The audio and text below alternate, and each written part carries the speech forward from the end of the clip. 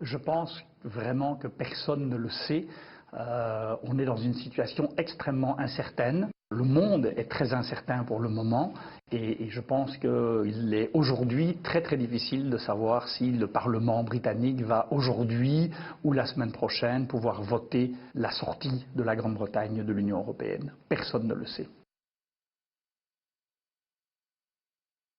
C'est une humiliation terrible parce que Boris Johnson venait à peine de sortir avec un nouvel accord. Il pouvait rentrer au pays en disant « j'ai un accord, nous avons résolu les problèmes avec l'Irlande, nous avons tout résolu, regardez comme je suis fort, regardez comme je suis puissant » et patatras, tout s'effondre. Donc je pense que pour M. Johnson, c'est vraiment une humiliation qui est vraiment importante et certainement que cela l'affaiblit. Et ça ne fait que rendre l'Union européenne d'autant plus fatiguée.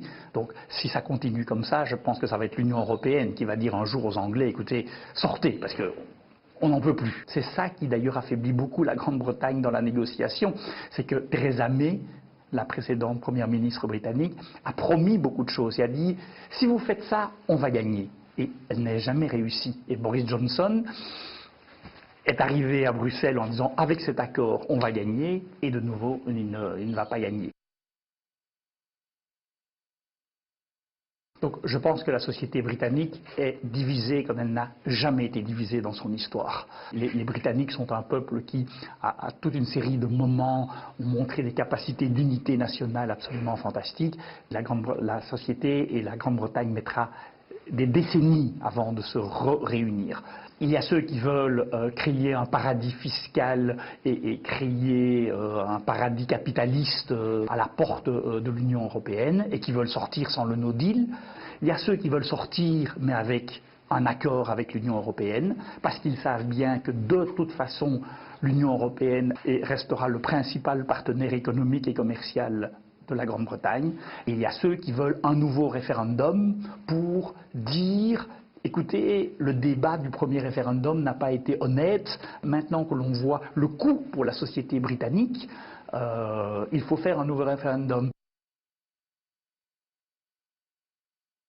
Donc je pense qu'il reste la possibilité encore jusqu'au 31 de trouver une solution.